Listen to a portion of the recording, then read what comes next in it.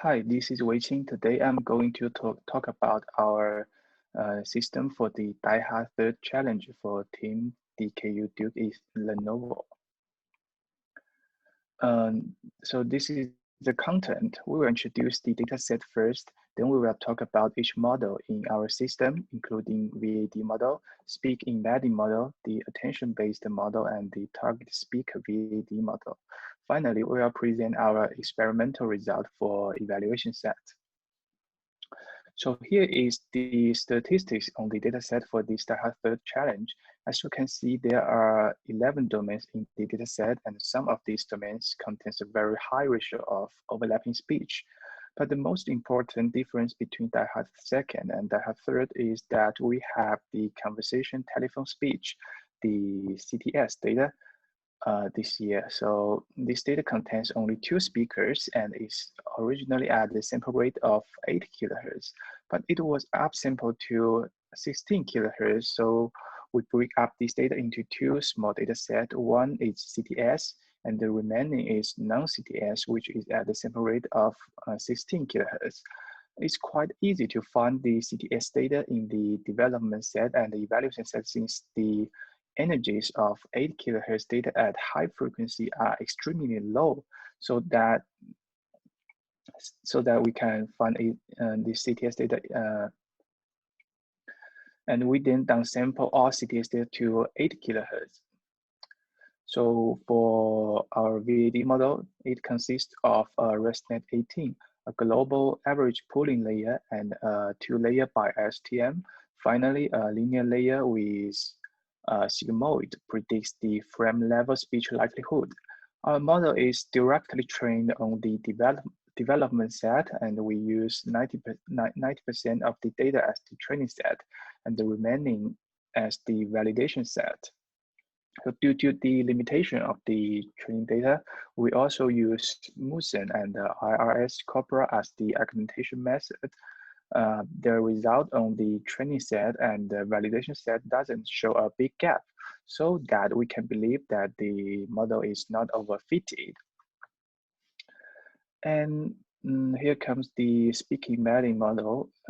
So the architecture of our speaking embedding instructor is a ResNet-based model, and the model architecture and the training strategy is the same as the first paper. The model consists of a ResNet 34 and a global statistic pooling layer, a linear layer that predicts the 128-dimensional speaking embedding, and finally the arc phase as the classifier predicts the speaker. So the training set is VoxLab 1 and 2. First, we train the model on the sample rate of 16 kilohertz for non-CTS data, and then we downsample the training data to 8 kilohertz and train another model for CTS data. So the Musen and the IRS corpora are also used for data augmentation.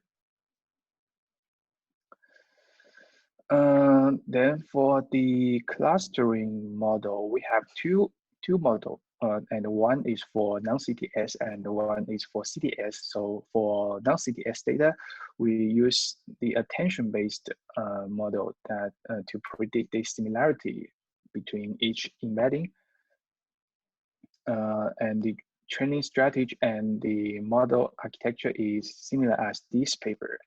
So first, the data is split into uniform segments during training phase. We use a length of 1.5 seconds and a shift of 0.75 seconds. During testing or inferring phase, we use a length of 1.5 seconds and a shift of 0.25 seconds. After that, we extract speaking embedding for each segment and compute the similarity matrix S. For each recording, to do so, we construct an input sequence MI, which consists of several speaking embedding from a set of continuous segments, like from X1 to Xn. And then for the ith row in the similarity matrix S So the SI, we can generate it by feed the sequence into the attention-based model. Here, XI is the ICE embedding, and the output is the probability that if XI and X1 are from the same speaker for this first entry in SI. So, or you can say that this is the similarity between these two embeddings. So, then after we generate each row from SI to S1 to Sn, we can obtain the similarity matrix S. But since we construct the matrix row by row, and so this matrix S is not a symmetric matrix, so that we have to employ some post-processing like symmetrization, diffusion, and normalization to smooth the matrix. Finally, we perform spectral clustering on the matrix to get the final diarization result. And so this is the model for non-CTS data. And for CTS data, we use another system, which including the agglomerative hierarchical clustering and the target speaker voice activity detection. We will introduce the AHC first. We first employ a uniform segmentation with length of 0.5 seconds and a shift of 0.25 seconds on the speech region. Then we extract speak embedding for each segment and merge the consecutive segments if the cosine similarity of these two consecutive segments is greater than a predefined threshold, which is similar with the Microsoft system for VoxLab speaker recognition challenge last year. Since there are only two speakers in the CTS data, we can cluster all segments into two clusters, and the center of each cluster is the mean of all speaker embeddings. The stop threshold is 0.6, which is a high value, but we don't aim to get a low DER, so we just want to find the speech region without overlap for each speaker, so that we can use this cluster, use segments in this cluster as the target speaker's speech. But for comparison, we still assign the remaining segments to each cluster. But this time, the center embedding are fixed after we stop at threshold of 0.6. And an overlap ratio of 0 is employed that if the cosine distance between the speak embedding of a segment and each center embedding is lower than this overlap threshold, we consider it as an overlapping segment, and it will be assigned to each cluster. So after we obtain the target speak and target speak speech and embedding, we can use target speak VAD to obtain the diarization result. We only perform TSVAD for the CTS data. The model is very similar to the model in these two papers, the personal VAD and the TSVAD for the KIM6 challenge.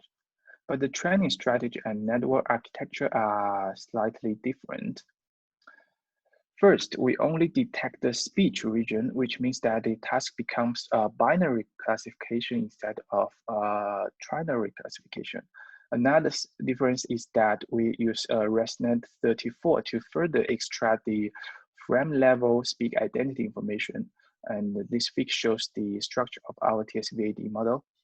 First, ResNet with a fully connected layer extract the 128-dimensional frame level speak identity vector, which is the same as our speak embedding, and then the target speak embedding is concatenated to each frame of speak identity vector as the input of the by ASTM.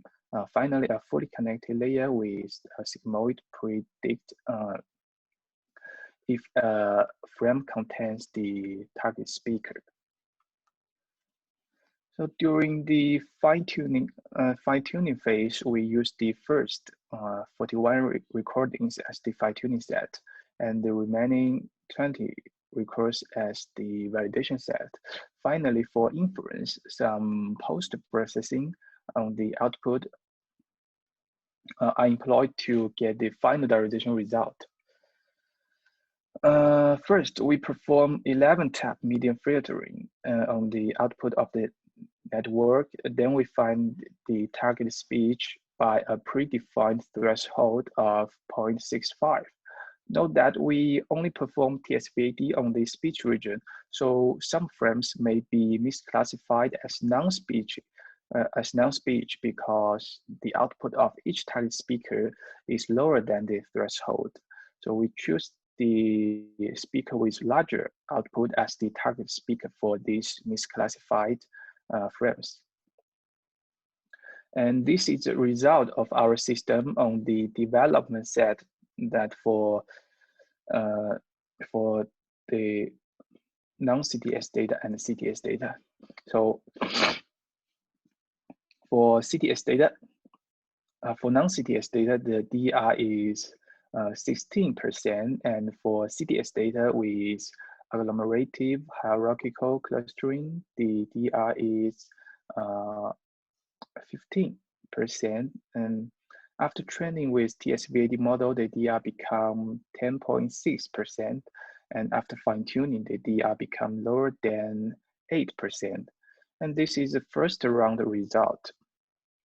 Then we extract each speaker's embedding from this first round result and feed it to our TSVAD model again to get the second round result.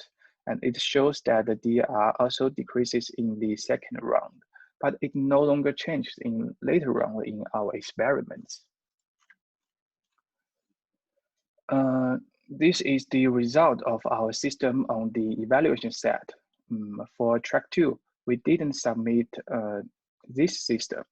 So we only present the result for the second system, and our team ranked the 4th place in both track 1 and track 2 on the full and core set. Thank you.